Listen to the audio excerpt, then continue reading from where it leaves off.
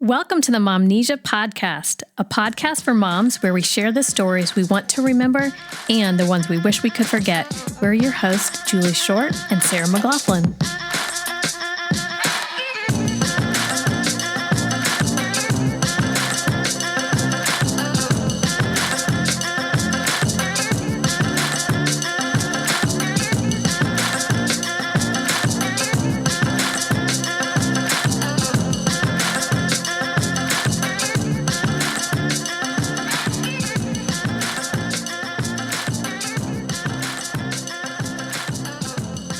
Julie and I are excited to invite you to some of the events that we're hosting and the work that we're doing this year.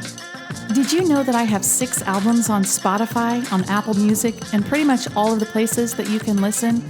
Yes, I do. I've been churning out tunes for years, y'all. And that means you can go right now. You're probably already paying for those services, so you can listen for free.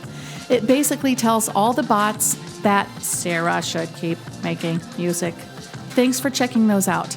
I'm also doing tons of collaborations this year with other musicians and artists worldwide, putting out remote covers and original tunes. Check those out on Instagram at Sarah Tunes and on Facebook at Sarah Scarborough Music. You can always check out where I'll be performing live at sarahtunes.com. Some of the work that Julie is doing, she's asking these questions. Are you tired of these questions keeping you up at night? What am I doing with my life? Is this all life has to offer? Is it too late to change my life's direction? How do I even change when nothing I've tried in the past has seemed to stick? Or maybe you feel like your marriage is on the brink of failure, or your kids are stressing you out with arguments and your job feels like a dead end of broken dreams and complete failures. Surely there's more to life than this, right? The truth, when you try to face obstacles on your own, it's hard to see past the struggle. But with Awake Enneagram coaching, you don't have to go it alone. You can expose the blind spots that have been holding you back. You can find clarity on your strengths, your purpose, and your goals. And you can overcome your struggles, disappointments, and everything that's been holding you back. So if you're ready to wake up to the power hiding deep within your true self, then let's not waste another minute. Go to juliekshort.com and book a free 15-minute clarity call and discover how to get started.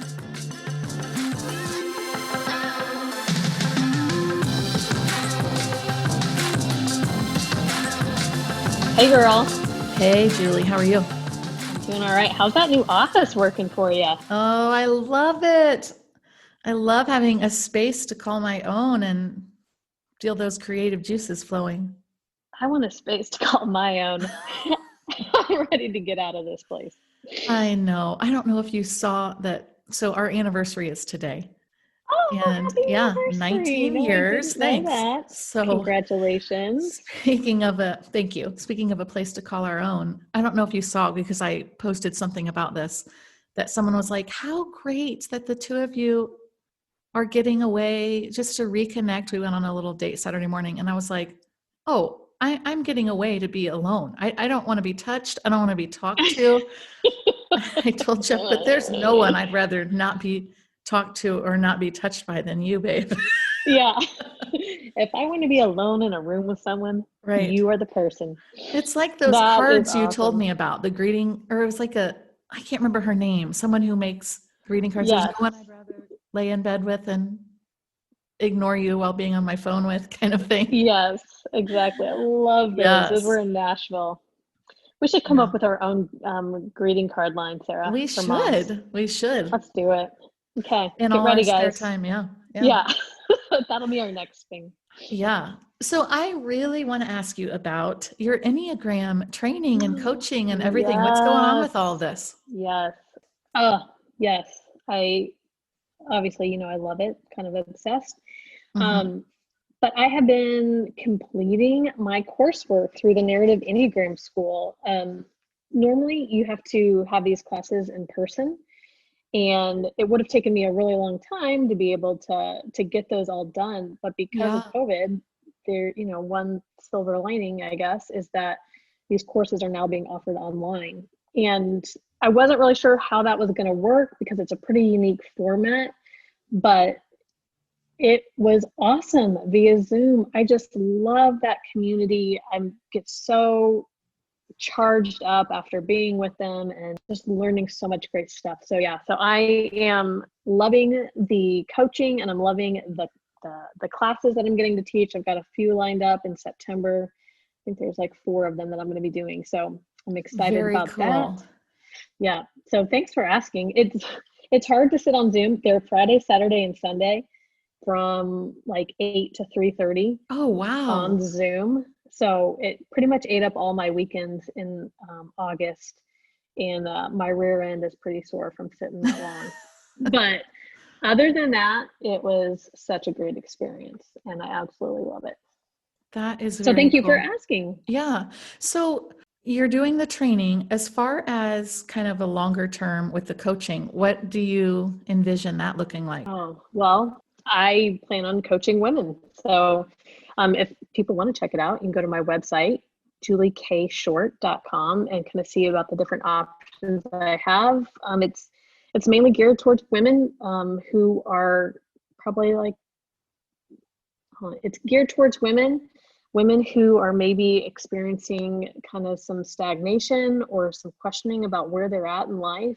Mm-hmm. And I use the Enneagram as a tool to help them kind of to sort through some of those things and help get them going. So it's definitely not a replacement for counseling. I am not a counselor, but I am a coach that helps get women where they want to go and kind of help with that evaluation process. So of what do I want, and then how do I go get that? So I love it. And it's using the Enneagram as a tool has been such a huge resource for me in my life, and kind of where I'm at, both in my personal life, in my marriage, and in my work. I feel like I'm a Enneagram evangelist where I want to shout it from the rooftops and just share it with everybody. And then I That's also, cool. like I said, do teaching. So I do a lot of teaching for groups, a lot of team training, webinars, just kind of introducing what the Enneagram is and how you can use it as a way of promoting, self-compassion for yourself, but also for empathy for others. And really just trying to help make those connections between people, whether that's your office, your church, your family, whatever that group is, understanding the Enneagram and how people think and act and behave and feel. It's just so helpful. It's so helpful. That is awesome.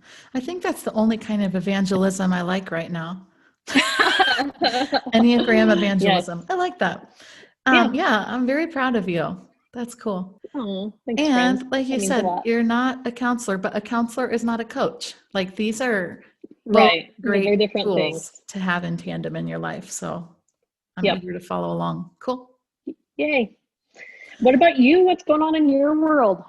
Well, I think the thing that's going on is big surprise Enneagram 4. I'm thinking and feeling a lot of things in all of these pauses with the coronavirus, getting back to school with the kids, feeling my own change in what work looks like, because so much of my fall was and holiday season. I know that's a little ways off, but with music and with bookings, like we're Yeah, looking you're doing that ahead. now. Well, that Yeah. is almost all getting canceled or getting postponed. And it's given me question as to, will that come back? What will it look like if it comes back?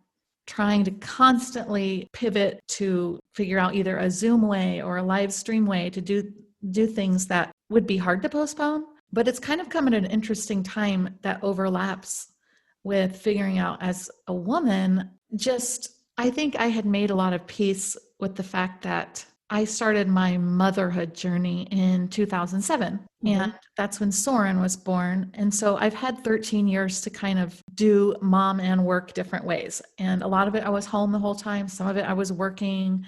And I felt like prior to COVID, I had really made peace with this will be the first year all 5 will be in school every day. And I'm going to, little did we know, ha ha ha, but I'm going to really amp up some of these passions and creative ventures and time allotted for work. And Right. like many of us, that's had to look totally different. So I'm trying to figure that out, but I'm also feeling in our current climate of talking about women's voices, there's actually a hashtag for what women are experiencing right now with their own women's pandemic. And I can't think of what the hashtag is, because so much of that responsibility fallen again on women to figure out managing the home. And, I feel the need to say, like, we have great husbands. Like we have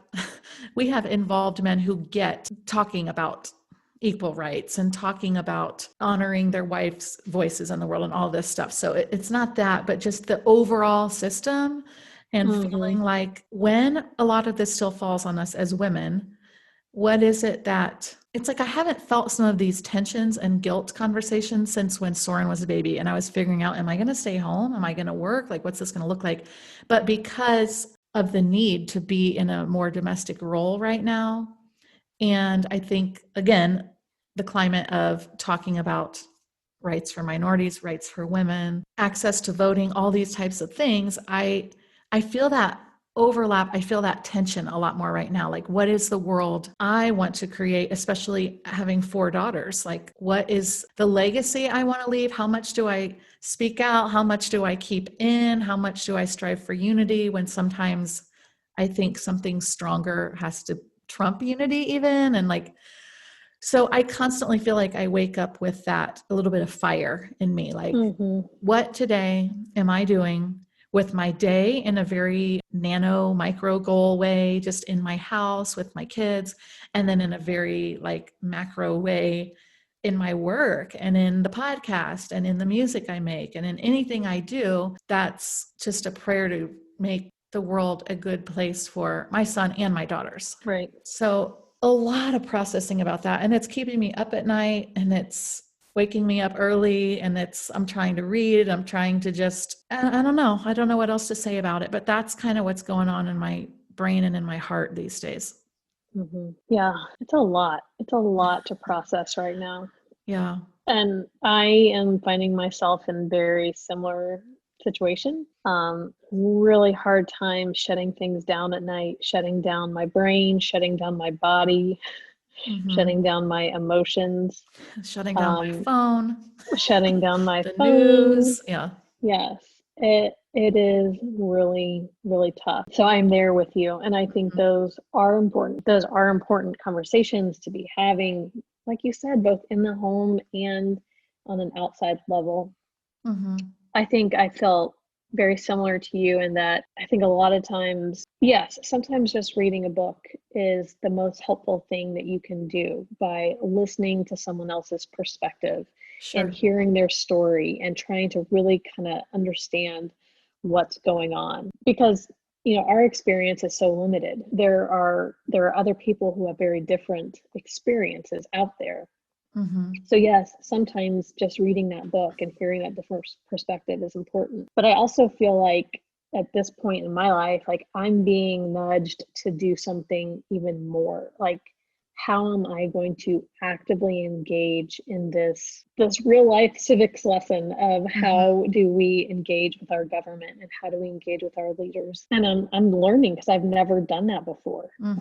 So it's been an interesting time to kind of wrestle with all these issues. And you're right. I mean, women are carrying a really big load right now. And I know multiple women who have left their jobs in order to be able to be at home and help with the schooling and help with all of the caretaking that normally were full-time working moms. And I haven't heard as many men, having to take on those roles of leaving their work and staying at home to take care. So it's interesting. I'm curious to see where we will land as we continue to move forward. Like, how is this going to affect the pay gap, women in leadership and all those things, because we know typically just staying at home with children affects those things. And so throw in a global pandemic, I'm wondering where that will land us. Yeah. I refer to this a little later, and I'll have to ask for the specific article. But my brother-in-law mentioned the statistic that 1 in 4 women are choosing to stay home. It's a hard choice. I question, like, how voluntarily are they making this choice, but to Right. stay home because of the demands of home and work right now. And I said, did the article speak to men, what that number is? And he said, well, the article said it was 1 in 10. So, okay, 1 in 4 to 1 in 10 is a big jump. Although 10% to 25%, when I think about it that way, I'm like, well, that's probably significantly closer. That gap is significantly smaller than it was, obviously 50 years ago or something. But I know that we're all affected. But yeah, I guess just to point out that I know men are making this choice too, but women are absorbing the brunt of a lot of it right now. Yeah. So, and you know what? When you say that, I think of that. My cousin Dan, he chose to leave his work to be at home to take care of their daughter. So there are men who are making that decision. Yeah, tricky, crazy times.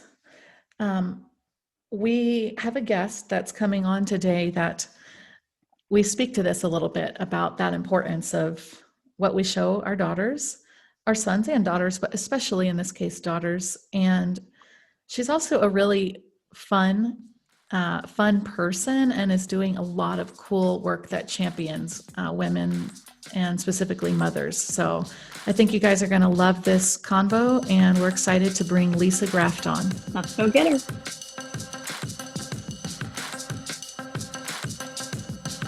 We're really happy to announce something new we're offering at Momnesia this season. Are you interested in advertising on Momnesia? Reach out to us on email to learn more about how you can connect with our listeners.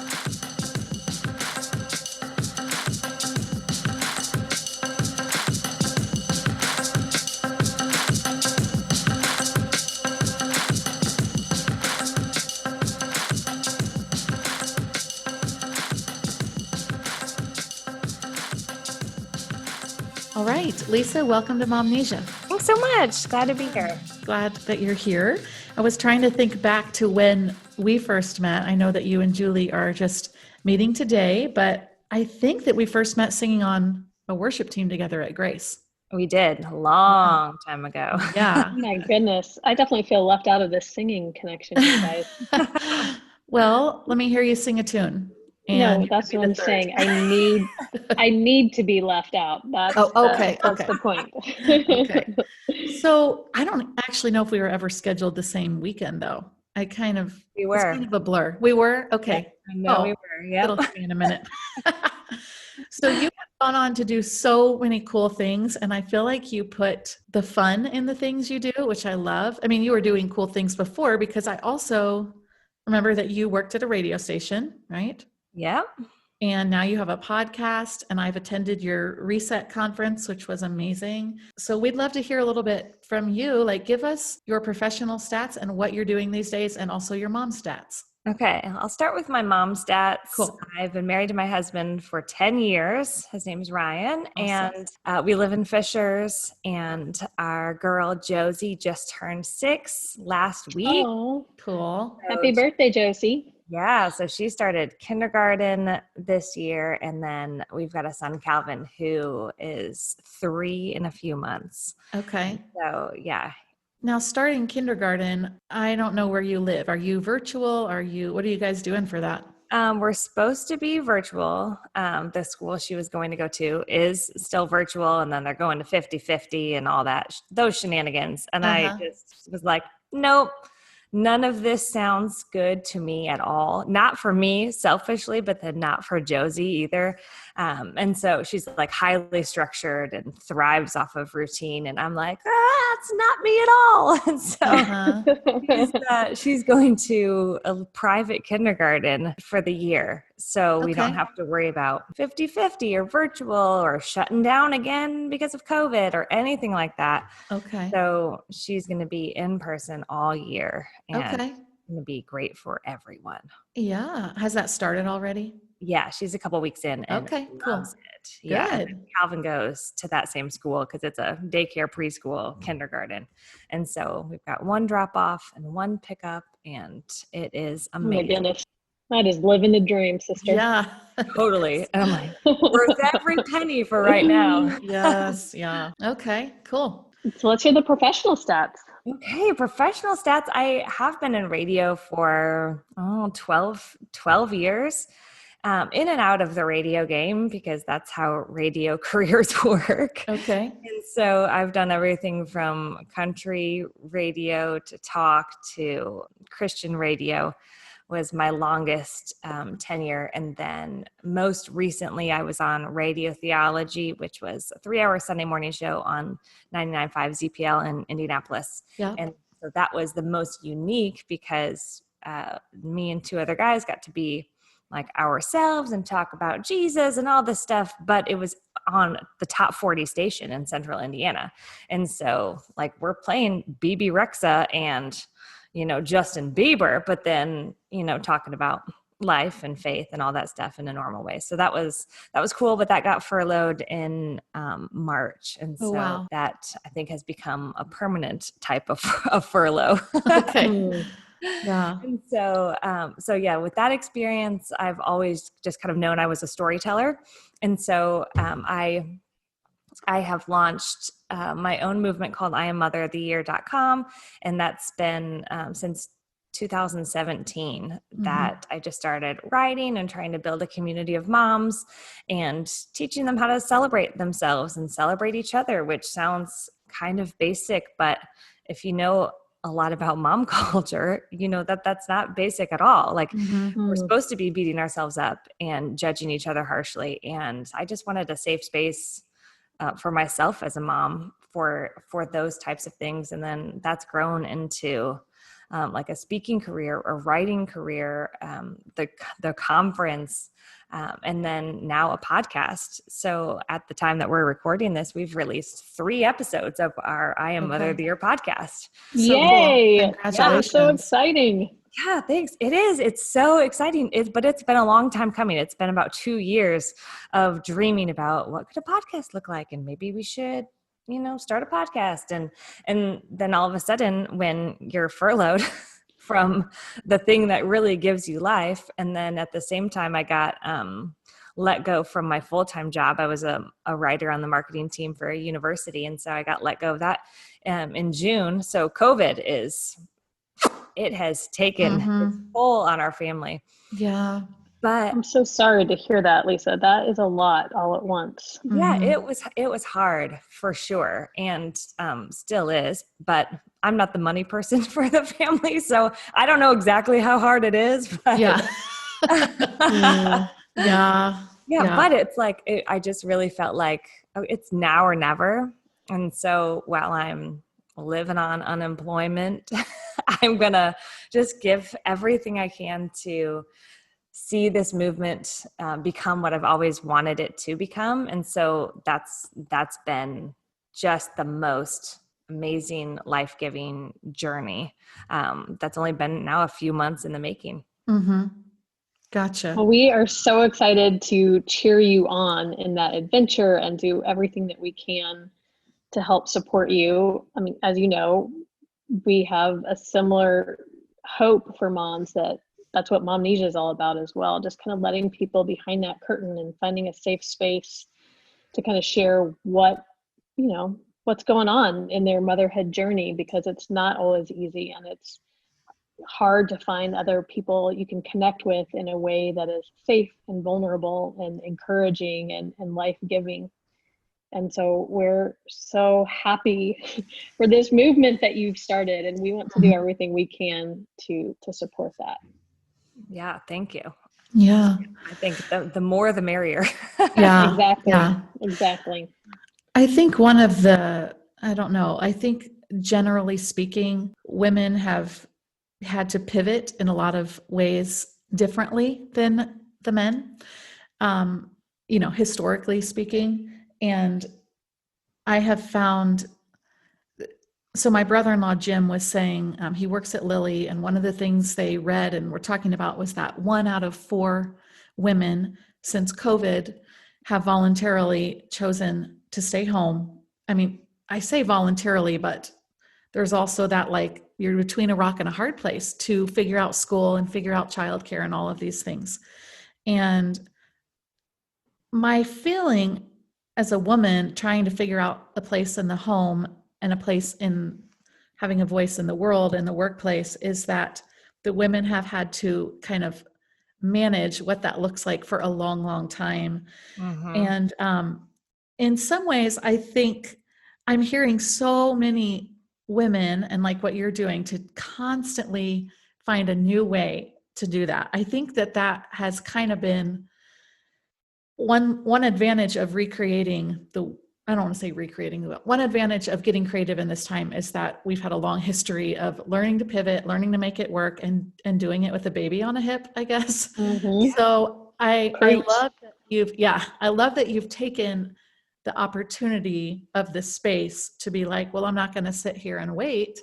I'm going to find a new way. So I think that's very cool. Yeah, thanks for that. Yeah. And it's funny because when the quarantine started back in March and nobody really knew how long it was going to be, you know, I'm thinking 2 weeks. And then it just kept going forever. But it was like, yeah, you did have to be, at that time, I was working full-time and part-time and like trying to do a radio show from my closet and manage my movement and all of that while the kids are here. My husband's here. He's trying to work. And it was this whole, for me, I'm kind of a rebel without a cause. And so I chose this cause to be rebellious against, because I'm like, I'm not going to thrive. Like, don't tell me. There's so many voices at that time going, well, Van Gogh painted his blah, blah, blah, whatever, in the whatever pandemic of whatever year. I'm not a history teacher, okay? You're big into statistics, aren't you? Yes. Lots of blah, blah, blahs you can find on the internet. And so I just was like, no, I totally refuse to thrive during this time. I will not. It is going to be enough for me to survive this. And in voicing that, I think I gave myself permission to do that. And then I gave a lot of other women permission to do that too, just to take the pressure off of like, no, I don't need to start something new and create all of this stuff. But then with the pressure off, it really gave me the freedom. That's exactly what I did. So I like look back in my time in quarantine and COVID, I'm like, you want to look at thriving? Oh my gosh. Like we did so many things during quarantine. Yeah. I was very adamant against doing anything new and whatever, you know? So it's just funny how God kind of worked that out, you know, taking that pressure off and just creating the space that I didn't know I needed. Yeah, totally. For me, I feel like sometimes when I have to rest, I've had to rest by being on bed rest with Matthew. I was in the hospital for 5 weeks prior to his birth. When I had my surgery last year, I was kind of forced to stay, down for a while. And that created a lot of anxiety because as someone who likes to always be moving, it felt like I was being left behind. And what has been helpful during this period is everyone's being forced to rest. And so it kind of took, like you said, it kind of took that weight off of like, oh no, I actually can rest right now because nobody is moving forward. And it was some mental gymnastics I had to do in my head to be able to get to that space. But totally agree with you. Some really great things have come as a result of this time, but it really was from a place of rest and not feeling like you had to be doing, you had to be moving, you had to be creating. So that really resonates with me, Lisa, with what you were saying. Yeah. Well, Julie, well, we could be talking all day. I know. We set could us up for hours. Stories. Yes, we could talk for hours, but we brought you here, Lisa, because we want to hear some of your stories. We want to hear some of that storytelling. We would love for you to share a story you want to remember, as well as one you wish you could forget. Where would you like to take us first? I think I'll start with the one I always want to remember. Okay. Both of them were so hard to narrow down. Mm-hmm. And even the one I want to forget, I'm like, oh, but I hope I always remember it. Mm-hmm. Yeah. And so it is, it was funny coming to this, what I came to for the one I always want to remember is when I had my son, Calvin, we were at and we'd just come home. We're like 3 or 4 days home from the hospital, and Josie's almost 3 years old. And so she's like big sister, helper with the most. And my family's in town and everybody's here to snuggle that baby. And I'm just so postpartum, you know? Uh-huh. And I will never forget standing at the counter because it was May when he was born. And so like everybody's outside and grilling out, and I was alone in the kitchen snapping beans. Mm-hmm. And I thought, oh my gosh, this is the best moment I've had in a really long time, was snapping these beans, because it was so ordinary. And I love that feeling because it helps me really look back and realize we do extraordinary things as moms, as women, like bringing our kids into this world, no matter how they get here and into our families and into our homes. But I'm like, it was like I was this warrior woman and I brought life into this world, and now he's here and I get to snap beans. And I was like relieved and grateful. It just was like the quintessential moment of everything coming together, going, okay, this is real life now. Now we're a family of 4. Look at our support system. This is all amazing. But then at the same time going hormonally, like depression, anxiety wise, all of that stuff going, sometime I'm going to have to snap more beans. If we're going to make it, I need to snap more beans, Yeah. And so I think that, like, I know it sounds silly, but like, that's the moment I think that I never, ever want to forget, because it was so beautifully simple. Yeah. That's cool. It's funny. I'm like picturing you being there, like crack, success, crack, check, crack, check, crack. So many little tangible accomplishments in a bowl of snapped beans. Yep, exactly. Well, and that's funny you say that, because I had big plans to nurse him, because I had nursed Josie for 10 months with, very little struggle, and just like a crazy milk machine, Uh-huh. And then, so you just expect the exact same. And I think it was maybe that day or the day before that I had to give up nursing him altogether. And then I tried pumping for 24 hours, and it was like hooking myself up to a postpartum depression machine.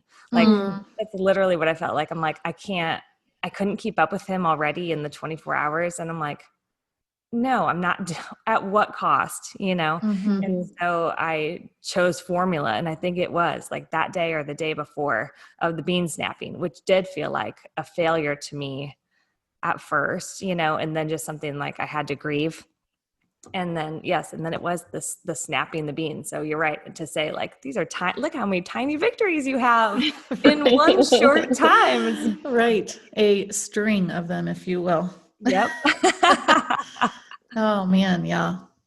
I think also that, giving birth for me was something that it felt like it connected you to all the other women that had gone before you, but also those beans, cracking those beans. Think of all the other women who have been standing over a pot for generations, cracking beans and caring for their families. Like, it's these small little things that connect us, even when we feel apart. Like, just this shared history of snapping green beans into a pot. Yeah. I love it. Yeah. Yes, I love that too. Yeah. And you said, okay, so I did this for 10 months with Josie, and I just, you just expect it'll be the same, which is a great lesson in parenthood. And yes, nothing is ever the same. I have 5, and like, I'll be like, okay, lesson learned. Lesson does not apply. It's just never meeting an expectation. It's new. Yes, every situation. Every time. Yeah. Yeah. Well, what about the story you want to forget? The story I want to forget is So we've had some fun with Josie. And I just want to be so careful how I talk about her, because I know someday she'll discover the internet and all the wonderful things that live out there. And I'm going to include her because of what I do. Uh-huh. And, but she has been a real struggle. Like, we're like, she's strong-willed. And then the strong-willed turned into what we're now realizing is that at the very least ADHD, but there's probably another diagnosis coming in the very near future for her. Okay. And so we're like walking through that now, which is really hard, very stressful. And, you're just trying to make all the best decisions and Sure. like help your girl. But like, she's kind of running our lives right now because of all of the behavioral issues and things. And so I think it was last summer that this was all really ramping up, and I just had it, I couldn't do it anymore. And she was a struggle to put in the car that morning. And so I like wrestled her into the car, and I'm just sweating, and she's screaming and kicking and all of this, and just saying all the worst things out loud, out of her wild brain mouth, And so I stood outside of the car for a minute trying to get myself under control before I got into the car. And instead of control, I had a panic attack. And so I was doing my own screaming, and the hyperventilating, your face goes numb. You don't really know how long this is going to last. So there's fear there. There's fear of like, I'm standing on my street, in front of neighbors, not that they're all coming to the front porch to watch, but you just don't know what they can see and what they can hear. And then the worst part was like, I know she's watching me. Like, she's watching me scream and not be able to catch my breath and like completely have no control over my body, my mind, my emotions, anything like that. And that felt so heavy to me. And so when I kept escalating, I'm like, oh my gosh. So I'm like, I have to get in the car. Like, that was the only thing I could think of, was like, I'm going to get in the car. So at least it's just the two of us. We're contained, and I can talk myself down from this. And what I ended up having to say out loud was, I'm a good mom and she's a good girl. I'm a good mom and she's a good girl. And I'm a good mom and she's a good girl. And I said that over and over and over, from screaming down to whispering it and just rocking and just letting myself cry and feel all of that. And in those moments, like, she's scared to death. She doesn't know what's going on, but she's not screaming anymore, which is a good thing, but it was like, she watched me do that. And I'm in my head, I'm like, my shame spiral then started to go, oh my gosh, I'm ruining her. Like, I'm going to ruin her, because if she looks to her mom for some kind of emotional control that she expects me to have, and I can't have it in every moment. And what does that look like for her as she grows and develops? And just the pressure of that, and knowing like chemically, I probably handed down some kind of lovely genetics that, create chemical imbalance. And that's something that we're walking through. And, so just all of that spiraled into this shame of going, you are, oh my gosh, can you believe what kind of mom you are? Like, she deserves a better mom than you. Even though I'm saying out loud, like, you're a good mom and she's a good girl, and you're a good mom and she's a good girl. And so just sitting there in the car, like, coming down off of that was like, I want to forget that. I want to forget that so much. And I want her to forget that more than anything. And so I guess that's the story, which signifies a lot of my story. But then I can also sit here and say, look at what you said to her. Like, she watched you come down out of emotional unrest at the very lightest, to say positive things to yourself and about her when she did not deserve to hear those things. I did deserve to hear those things, but maybe not in her eyes. So it was just, I was able to say those things, and she watched me go from out of control to in control. And it was not a beautiful path to get there, but I did it. And so I can sit there and say, yeah, but she watched you do that, and that's a good thing. But there have been so many panic attacks that I just feel like, oh my gosh, please erase those from her mind. Yeah. So she doesn't have to hear and see that from her mom. Yeah.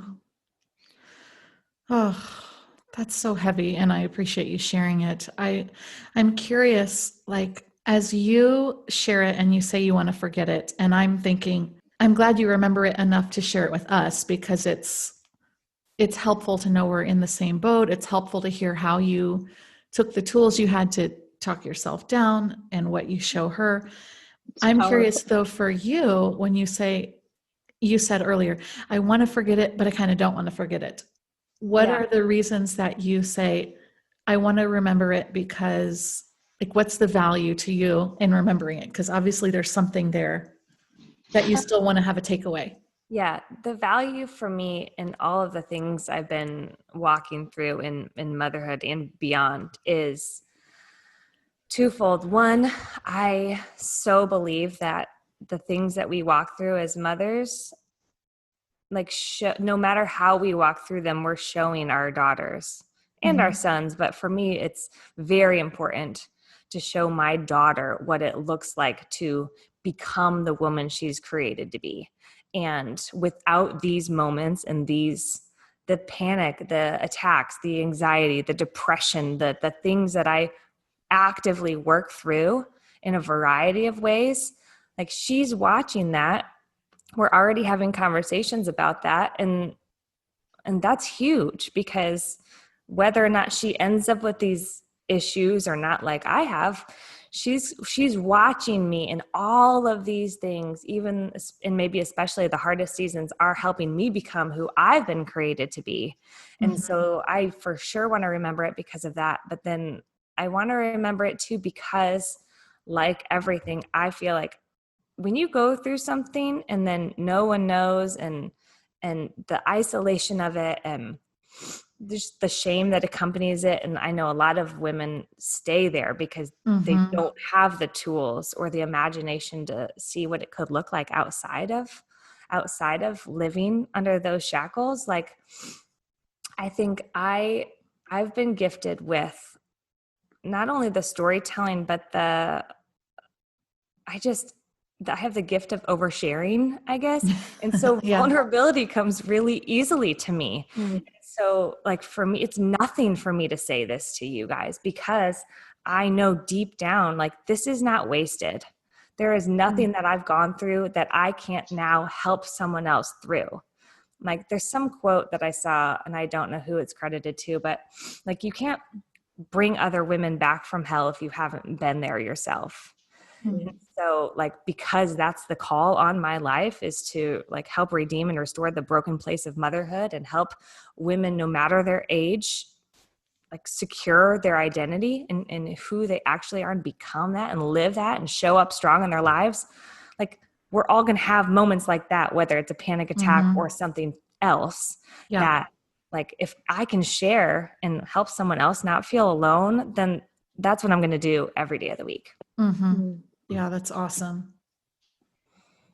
I loved that you were able to, even in this moment of panic and anxiety and feeling out of control, you were able to find those words, I'm a good mom, she's a good girl.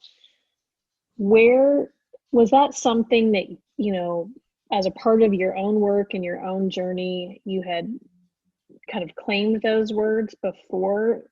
Or did that just come to you in that moment? Because I think sometimes it's good to have those resources and tools ahead of time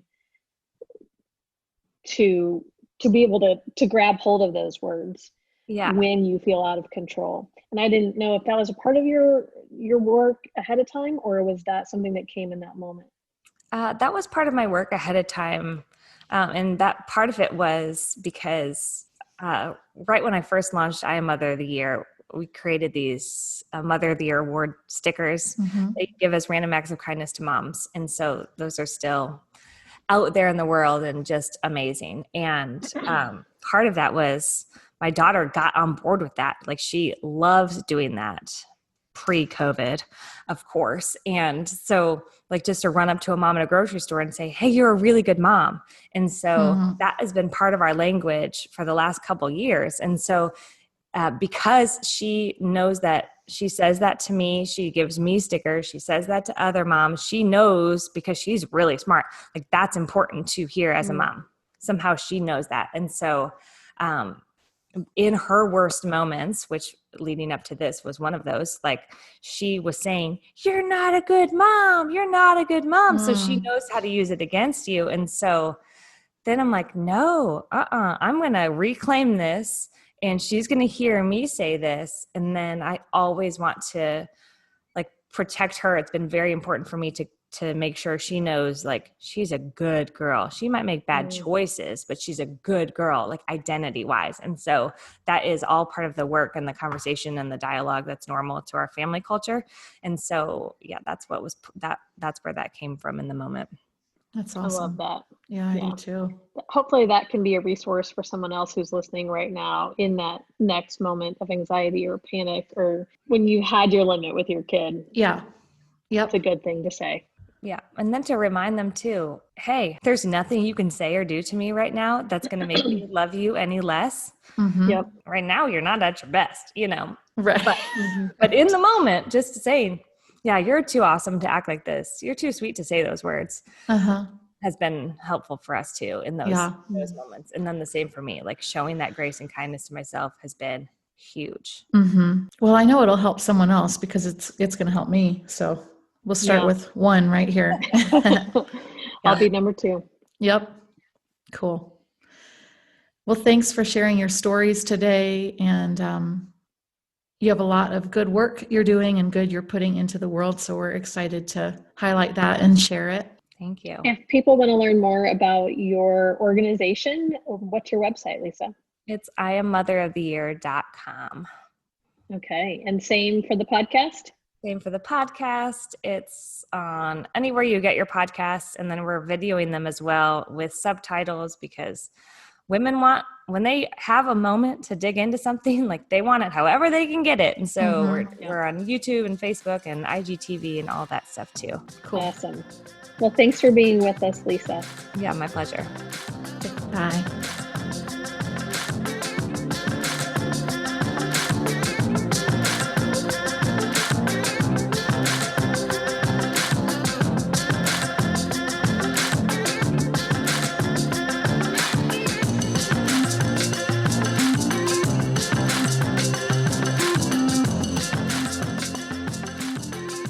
Well, we hope you will come back next week on the Momnesia podcast, where we're going to share more stories before Momnesia sets in and we forget it all.